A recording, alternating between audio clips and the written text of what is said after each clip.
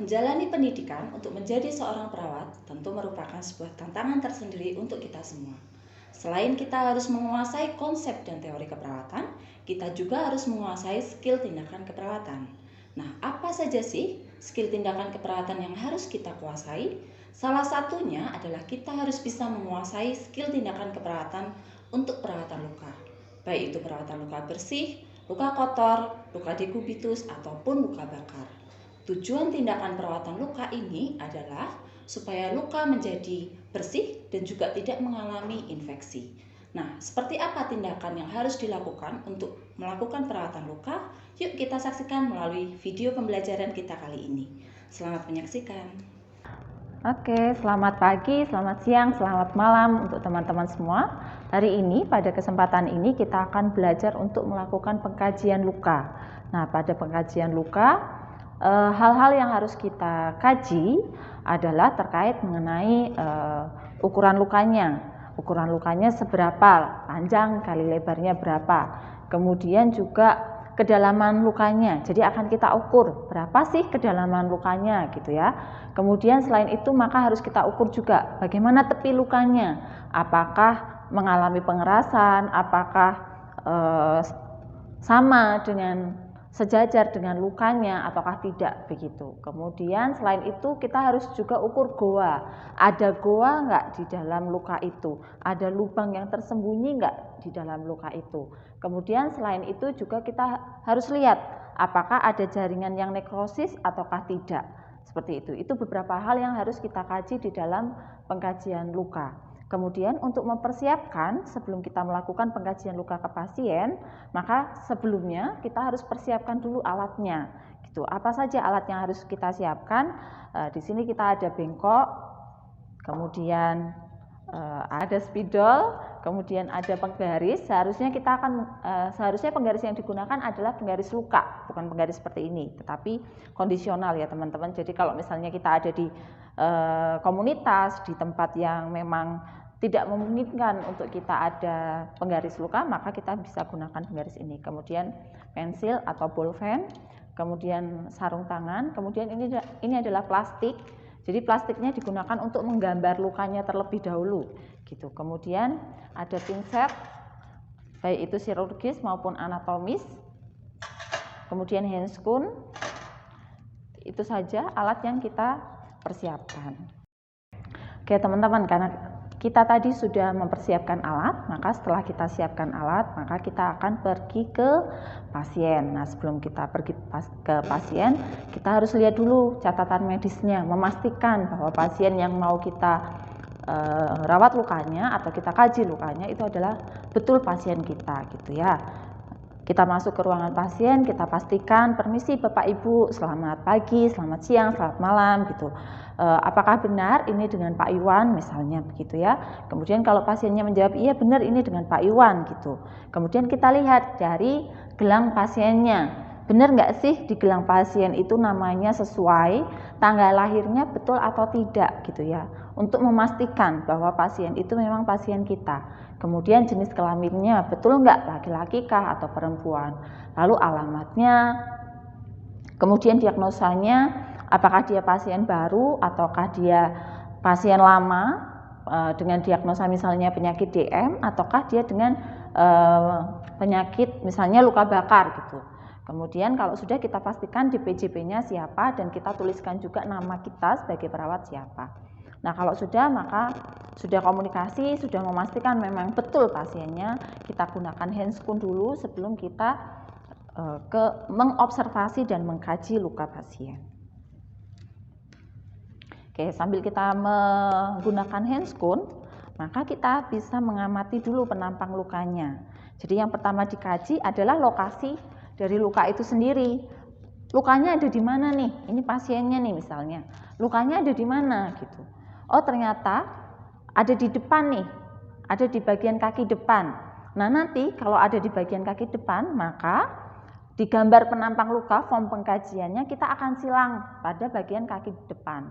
Kalau misalnya lukanya ada di belakang Bu, luka dekubitus misalnya, ada di pantat misalnya begitu, kita berarti silang di lokasi tempat luka itu muncul begitu ya. Kalau sudah kita observasi, kemudian kita amati, oh lukanya lokasinya ada di sini, maka selanjutnya kita akan menggambar luka itu sendiri. Tuh. Kita bisa pilih ya, ada beberapa luka. Ini ada luka kotor, kemudian ini luka bakar, ini juga ada luka bakar ya, ada area tangan. Kemudian ini luka bersih, luka karena sayatan gitu. Nah, kita pilih salah satu, misalnya kita pilih luka pada pasien DM.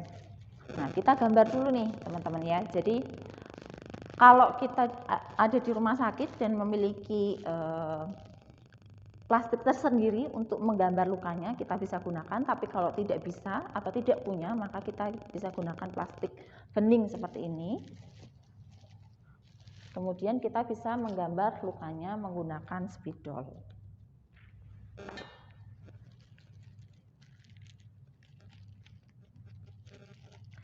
Dipaskan di semua bagian yang mengalami luka.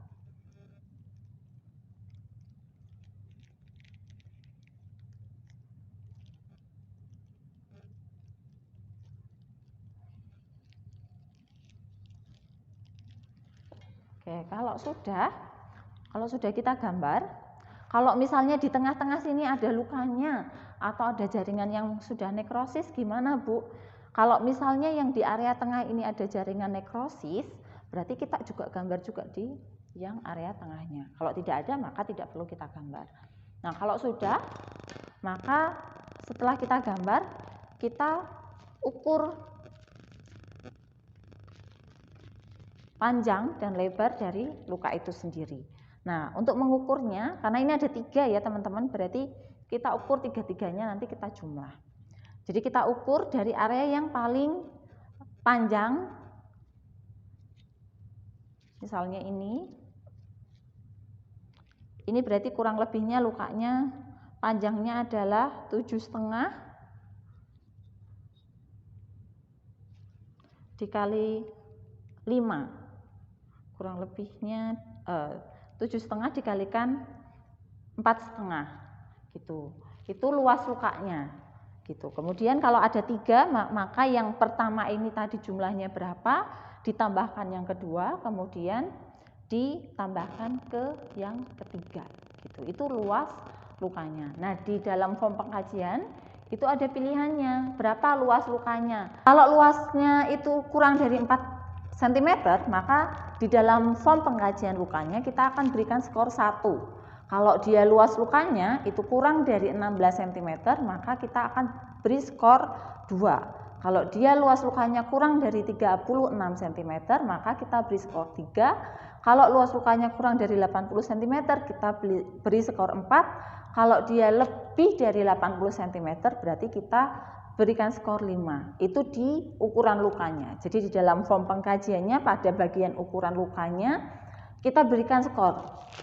Luas lukanya berapa? Ukuran lukanya berapa cm? Begitu. Itu untuk pengkajian yang pertama terkait ukuran luka.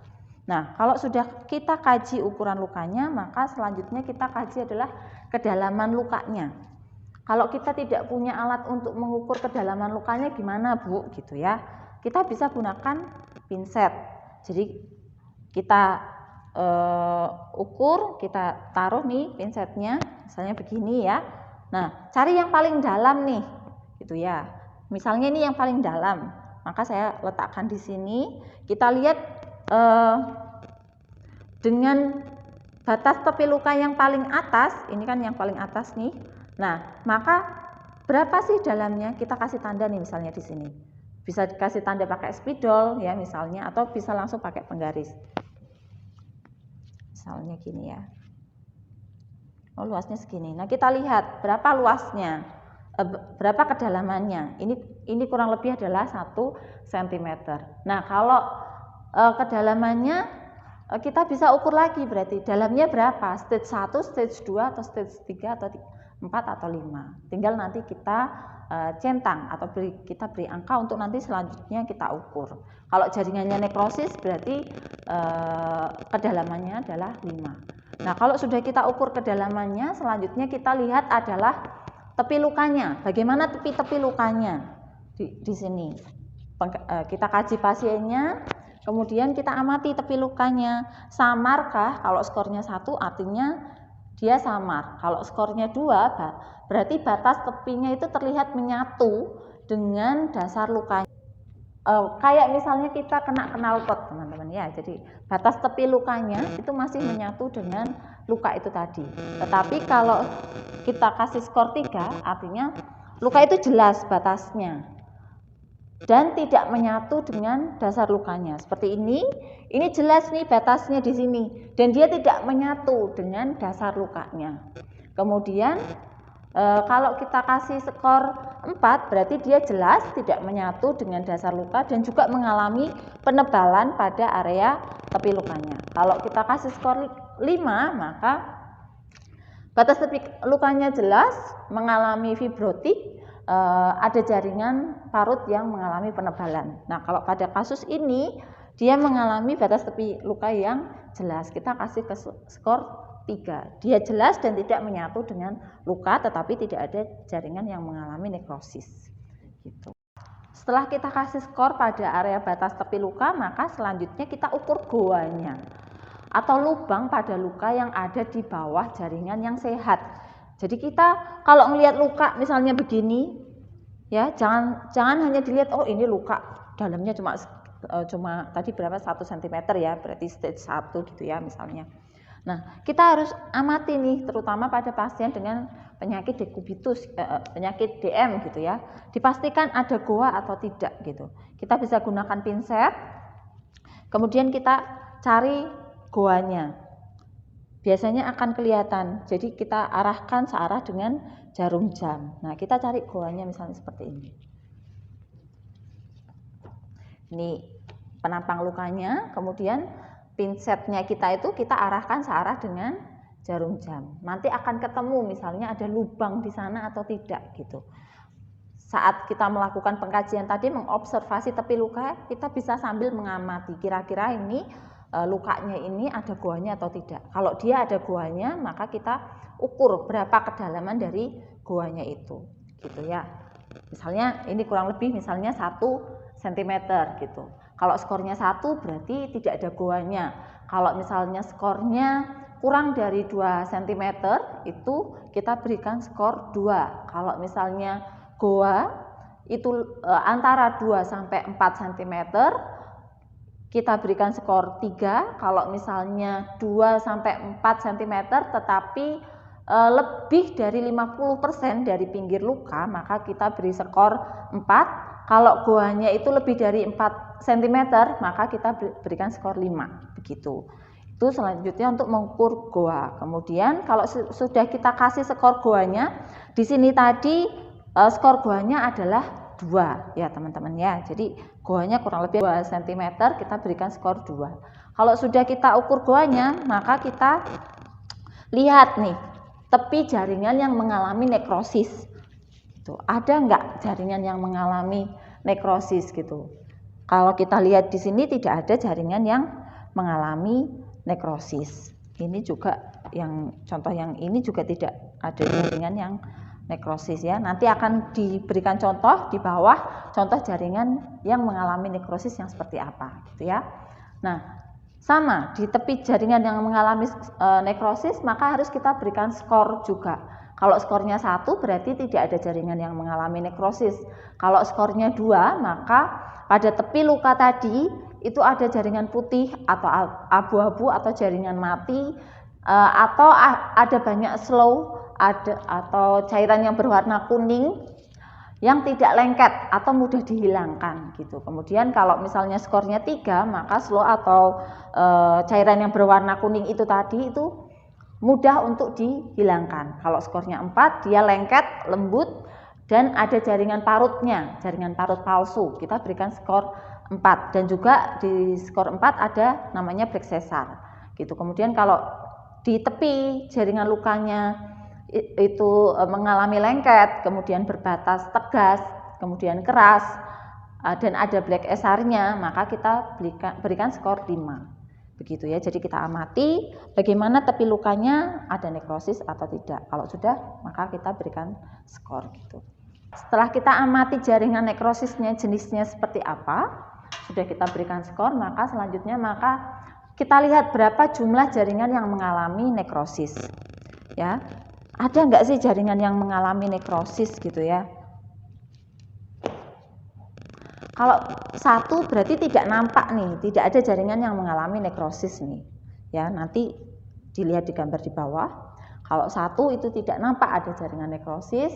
Kalau 2 berarti kurang dari 25% itu jaringan mengalami nekrosis. Kurang dari 25% dari dasar lukanya. Kemudian kalau skornya 3, maka jaringan nekrosisnya jumlahnya itu antara 25% hingga 50% dari dasar lukanya. Kalau skornya 4 berarti jaringan nekrosisnya adalah 50 hingga 75% dari dasar lukanya. Kalau misalnya skornya 5 berarti jumlah jaringan nekrosisnya itu adalah lebih dari 75% sampai 100% dari dasar tepi lukanya, begitu. Kemudian selanjutnya kalau kita sudah lihat jaringan nekrosisnya, ada nggak jaringan yang nekrosis atau mati gitu ya, maka selanjutnya kita kaji tipe eksudatnya gitu. Dilihat ada eksudatnya nggak sih dari luka ini gitu ya. Kalau tidak ada maka kita kasih skor 1. Kalau dia eksudatnya itu berdarah-darah, bloody gitu, maka kita berikan skor 2. Kalau dia jaringan eksudatnya itu bening tetapi agak kekuningan gitu, maka kita berikan skor 3. Tapi kalau jaringan eksudatnya itu bening, kental, maka kita berikan skor 4. Kalau dia purulen, kuning, pekat, bau gitu, maka kita berikan skor 5. Jadi kita tulis dulu skornya berapa, nanti baru kita hitung. Setelah kita lihat jenis eksudatnya, maka kita ukur berapa jumlah eksudatnya. Gitu ya. Kalau dia tidak ada eksudatnya, kering, maka kita berikan skor 1. Kalau dia moist, kita beri skor 2. Kalau eksudatnya itu sedikit, maka kita berikan skor 3. Kalau eksudatnya itu jumlah eksudatnya itu tadi sedang, tadi kan sudah kita lihat tuh purulen atau serous atau apa gitu ya jenis eksudatnya. Nah, jumlah cairannya itu tadi sedikit, kita kasih skor 3. Kalau sedang maka kita kasih skor 4, kalau dia itu banyak maka kita berikan skor 5. Kita tulis dulu skornya eksudatnya. Kemudian kalau sudah kita lihat nih eksudatnya sedikitkah, banyakkah, moist kah gitu, sedang, maka kita lihat warna kulit. Warna kulit di sekitar luka ini tadi. Bagaimana warna kulit di sekitar lukanya? Pink kah atau mengalami kemerahan atau tidak gitu. Kalau misalnya dia pink atau normal, kalau kalian mengalami lebam pasti sekitar luka ini akan mengalami perubahan warna gitu ya. Nah, sekitar lukanya ini warnanya apa? Kalau dia pink maka kita kasih skor 1. Kalau dia merah terang, ketika kita tekan gini sekitar lukanya warnanya menjadi merah, maka kita berikan skor 2. Kalau dia putih atau pucat sekitar lukanya ini, kita amati sekitar lukanya itu putih atau pucat, maka kita berikan skor 3. Kalau dia itu warnanya itu merah gelap, ya kita tekan gitu, kita amati warnanya sudah merah gelap tuh, berarti kita kasih skor 4. Kalau dia hitam, sekitar lukanya itu hitam atau mengalami hiperpigmentasi, maka kita berikan skor 5. Gitu. Kemudian setelah kita amati warna kulit sekitar lukanya, maka kita lihat jaringan yang mengalami edema. Ada nggak jaringan yang mengalami edema? Kalau tidak ada edema, ini kita tekan tidak ada edema nih, nggak ada yang mengalami pembengkakan gitu ya. Sekitar lukanya tidak bengkak, kita berikan skor 1 berarti. Nah, tapi kalau misalnya ada non-pitting edem kurang dari 4 mm di sekitar luka, kita berikan skor 2. Kalau misalnya ada non-pitting edema tetapi lebih dari 4 mm, jadi kita tidak perlu ditekan, tetapi ada edema tetapi luasnya lebih dari 4 mm, maka kita berikan skor 3. Kalau misalnya ada pitting edem, jadi setelah kita tekan ada pitting edemnya, maka kurangnya dari 4 mm, maka kita beri skor 4. Kalau misalnya dia ada krepitasi atau piting edema lebih dari 4 mm, maka kita berikan skor 5. Demikian untuk pengukuran jaringan yang mengalami edema. Nah, selanjutnya maka kita ukur adalah pengerasan. Ada nggak sih pengerasan jaringan tepi luka? Ya, kita lihat, amati. Kalau misalnya kita melakukan pengkajian pada luka, nanti ketika melakukan pencucian kita bisa sekalian untuk meraba area sekitar luka ini. Bagaimana pengerasan pada jaringan tepinya? Ada enggak? Kalau ada, kalau tidak ada skornya 1. Kalau dia ada pengerasan pada area lukanya, misalnya tepi jaringan lukanya ini mengalami pengerasan tetapi kurang dari 2 mm, maka kita kasih skor 2. Kalau pengerasannya antara 2 sampai 4 cm kita kasih skor 3. Kemudian kalau pengerasannya adalah 2 sampai 4 cm tetapi menyebar lebih dari 50% dari luka itu sendiri, maka kita kasih skor 4. Kalau misalnya pengerasannya lebih dari 4 cm tetapi mengeras di seluruh lukanya, maka kita berikan skor 5. Jadi sambil kita pengkajian jangan hanya diobservasi saja, tetapi kita bisa sambil memegang area di tepi lukanya gitu ya. Atau bisa dilakukan ketika kita melakukan pencucian. Jadi kalau pada pasien yang mengalami